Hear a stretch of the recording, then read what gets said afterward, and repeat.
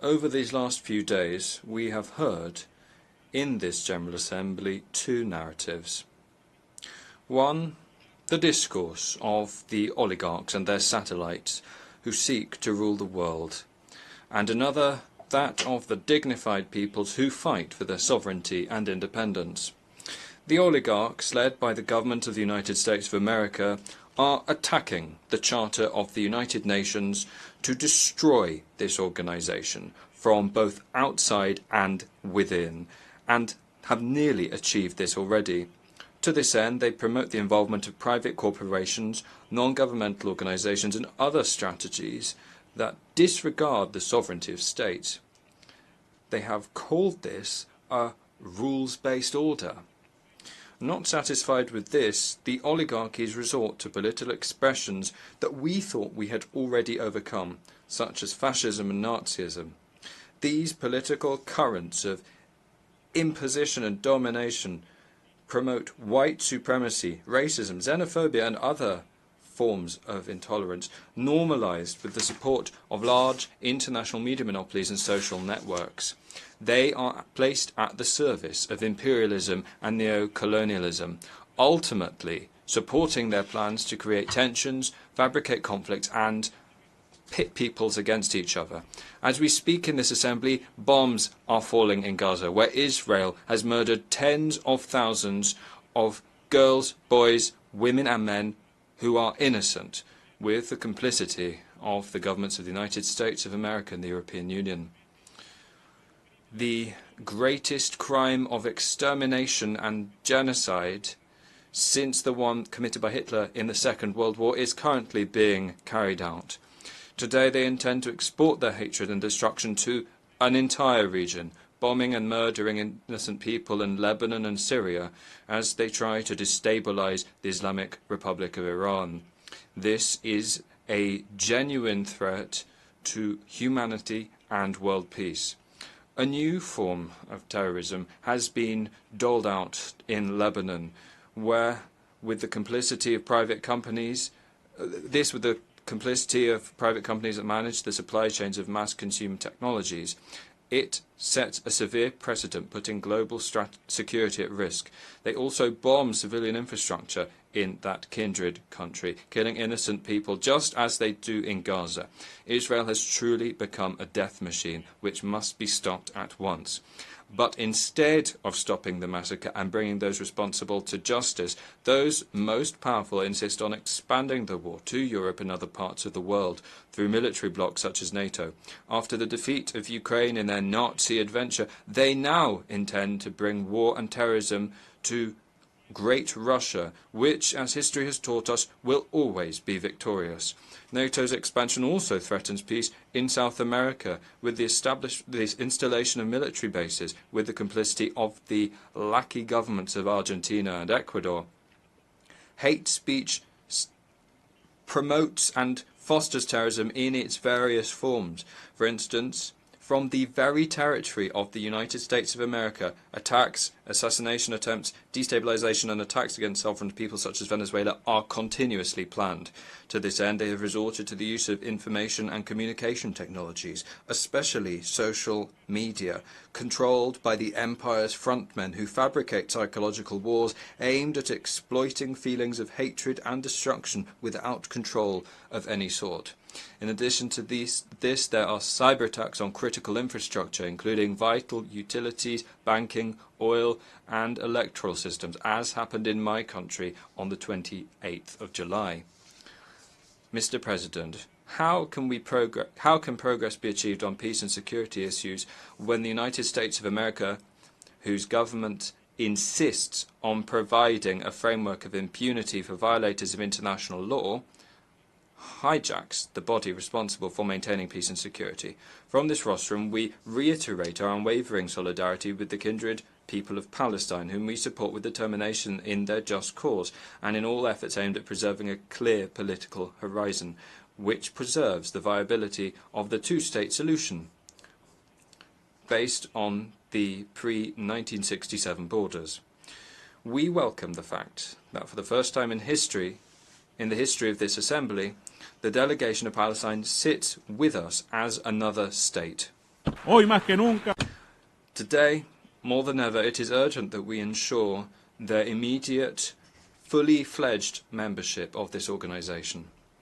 We also wonder how the decolonization agenda can be achieved if we insist on preserving a status quo that only benefits the occupying and administering powers.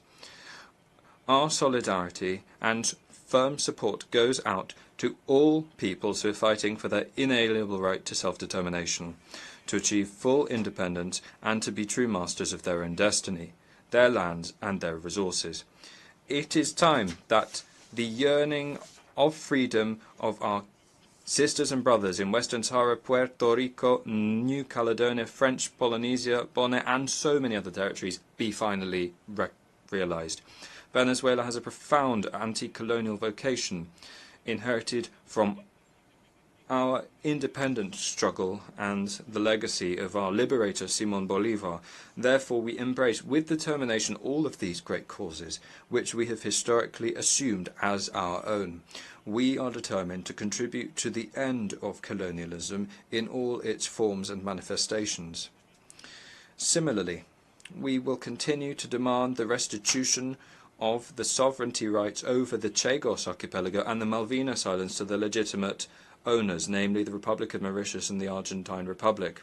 Despite the betrayal of the cause of the Malvinas by the shameless Javier Milei, the brotherly people of Argentina can always count on Venezuela's solidarity and full support in this just and historic claim.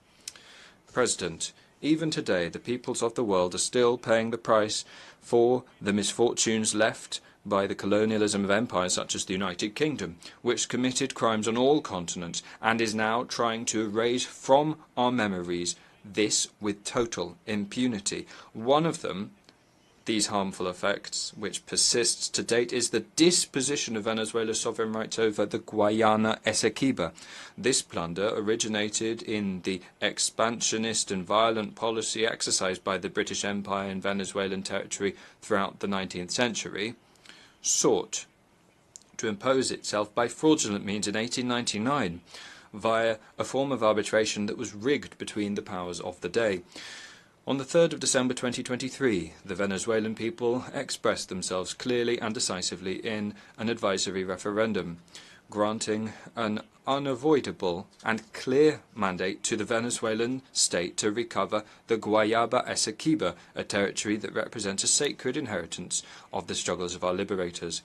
In that referendum, the Venezuelan people ratified the historic position of our country of never recognizing the jurisdiction of the International Court of Justice in this case, nor any decision it may adopt on that matter. The President of Guyana has lied on this rostrum in this connection. Venezuela only recognizes the Geneva Convention of 1966 as the only way to reach a settlement that restores Venezuela's rights over the territory of the Guayana Essequiba. Today, the United States of America and Guyana are in violation of the Joint Declaration of Argyll, threatening regional peace, security and stability through the military presence of extra-regional actors and the illegitimate granting of oil concessions in a non-demarcated maritime area. In this context, we take this opportunity to reiterate our firm commitment to the CELAC proclamation of Latin America and the Caribbean as a zone of peace.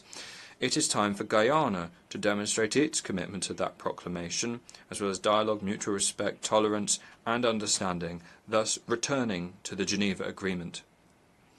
President, the illegal imposition of unilateral coercive measures against whole peoples by the United States of America and the European Union represents a flagrant violation of the Charter of the United Nations and every norm of international law. These measures constitute massive violations of human rights, including the right to development, as well as crimes against humanity.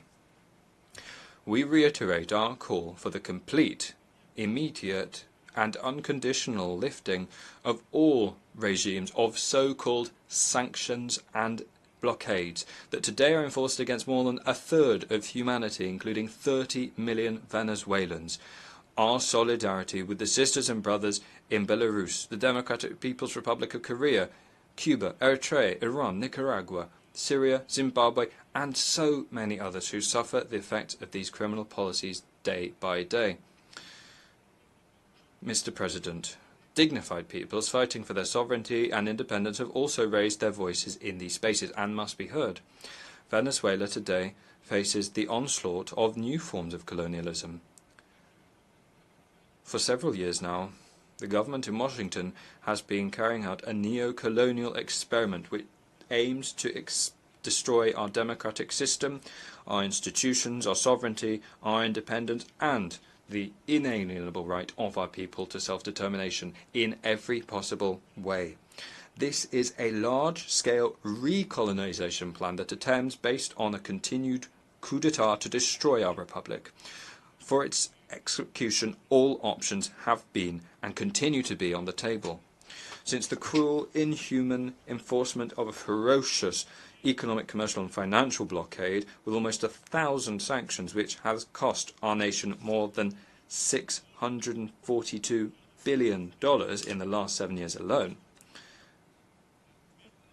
to which we must add the losses of our state oil company, in Spanish known by the acronym PDVSA, amounting to $232 billion, and the theft of 31 tons of gold deposited in the Bank of England, as well as of other important assets owned by the Republic abroad, not to mention the theft by Argentina and the Dominican Republic of aircraft in the service of the Venezuelan state.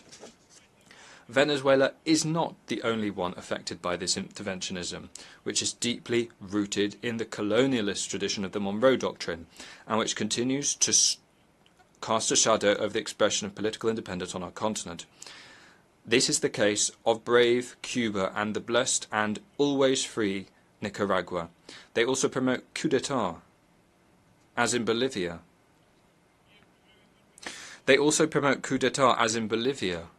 In 2019 and 2024.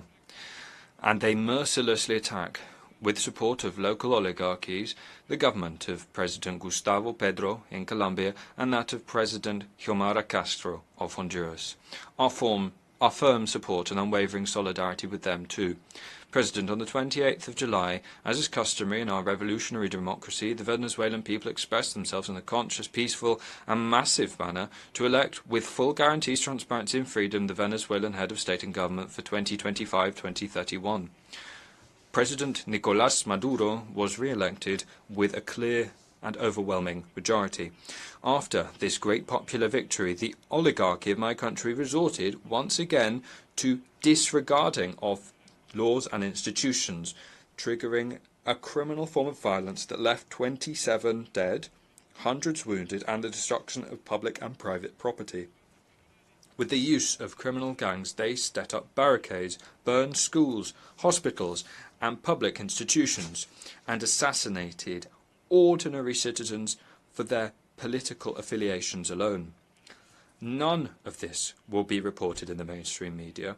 Worse still, neither does the UN High Commissioner for Human Rights, who, despite having received all of these facts about the criminal acts and the responsible actions deployed by the Venezuelan state, has preferred to turn the victims into perpetrators and the perpetrators into victims. Over the last 2 days, this fascist and disinformation campaign against our country has been spread from this rostrum. The government of the United States of America and its satellite and servile governments have dedicated themselves to lying, attacking and threatening our people from this place, which is a symbol of peace and understanding, by trying to impose a false narrative. But here we are once again to present the truth about Venezuela and our people. Today we come to unveil all of these charlatans. President, at the forefront of this huge operation is, as usual, the government of the United States of America and its agencies, as part of its failed policy of a continued coup d'etat against the Bolivarian Republic of Venezuela, which began more than 25 years ago. From their territory, and specifically the state of Florida, terrorist attacks against public officials and facilities are planned. They also use social networks with impunity and the full support of the White House to promote mercenary incursions, as already happened in May 2020. Although Washington denies involvement This time they were caught red-handed. Investigations into the latest aggression plots have shown that several US and European mercenaries, including an active US military officer specializing in terrorist and destabilization operations, were behind the post-electoral violence. These criminals have confessed that they intended to assassinate President Nicolás Maduro, the executive vice president, and other senior Venezuelan state officials, as well as attacking critical infrastructure services such as water and electricity. We inform you that all have been arrested, including 2 people linked to Spain's National Intelligence Center. In addition, more than 400 rifles of different types have also been seized, some of them produced for the exclusive use of the US Armed Forces. In the coming weeks, our government will present additional and much stronger evidence of what happened, which we are certain will shock the world. President, an additional phase of this criminal plan of aggression has been developed in recent days through another group of mercenaries who opened a website in this country to openly raise funds to attack Venezuela and carry out assassinations. This initiative has the backing of US government agencies, US Congress members and senators. The hypocritical oligarchic narrative does not condemn such an aberration. In this context, it bears underlining the obligation of the states to ensure that their territory is not used to finance, plan, facilitate, or commit acts of destabilization through the use of mercenaries and terrorists. In this sense, we demand that the US government comply with its international obligations on this subject. We also have to emphasize that these terrorist plots, planned for months, took place at the very same time as the negotiations and signing of agreements between Venezuela and the United States of America in Doha in September last year, through which we sought to move towards a normalization phase of relations between the two nations. This is further proof that the empire's word and supposed goodwill cannot be trusted. The Venezuelan people demand the immediate fulfillment of all the commitments agreed in Doha, to lift all sanctions, unilateral coercive measures that illegally cast a shadow over our country, and we thank the government of the state of Qatar for its good offices as facilitator of these negotiations. Furthermore, and we have to say this, all of that is happening while the government of the United States of America, which promotes and finances criminal actions across the world, includes Cuba without any basis whatsoever on a spurious list of countries allegedly accused of sponsoring terrorism. We also demand an end to this attack against the homeland of Martí and Fidel, which further deepens the impact of the blockade. Mr. President, this new aggression against Venezuela that is still in full swing will have exactly the same destiny as all the previous ones, a resounding failure. Despite the psychological operations aimed at creating confusion, despite Washington's overt and covert operations within the framework of so-called maximum pressure, social peace reigns in Venezuela today. The plans to create violence have been overturned thanks to the determination of our people to defend their right to live in peace. Today, moreover, Venezuela has experienced growth that has allowed it to insert itself strongly into the world economy, contributing its strength to the production of energy, food and basic goods and services. This success has been possible thanks to the determination of the Venezuelan people and the firm leadership that has managed to see down the blockade.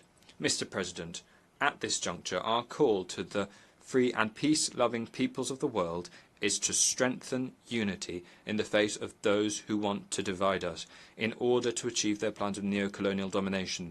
It is the time for the global South. It is the time for the longed-for new world order. It is time to consolidate this new multipolar and multicentric world of peace and economic prosperity, free of hegemonies. It is time to rescue the founding principles contained in the UN Charter and to honour the promise that this organisation is at the service of we the peoples, as stated in its preamble. Venezuela puts its Bolivarian diplomacy of peace at the service of humanity to advance in that direction, as demonstrated by its leadership at the head of the Group of Friends in Defence of the Charter of the United Nations. These are the principles that constitute the narrative of free peoples, which are expressed in new forms of partnership based on the principles of solidarity and complementarity, as, for example, the Bolivarian Alliance for the Peoples of America, or ALBA-TCP by its acronym in Spanish, and BRICS, as well as other hopeful prospects for the emerging New World Order, in which our country seeks to insert itself at an accelerated pace. President, let me conclude by emphasising that in Venezuela we are still on our feet, waging battles hand in hand with our people in a permanent popular organisation and mobilisation in the struggle to continue consolidating our independence. No matter who is at the head of the US empire that speaks before this rostrum in a year's time, you can rest assured that the clear and rebellious voice of the people of the Bolivarian Republic of Venezuela will continue to be present in this forum under the strong leadership of President Nicolás Maduro Moros, as we stand determined to resist US imperialism. As Bolivar said, God grants victory to those who enshow constancy. Thank you.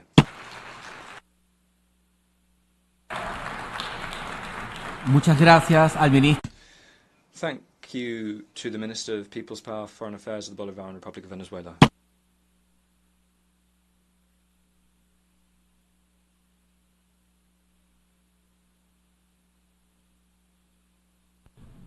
Doy ahora la palabra.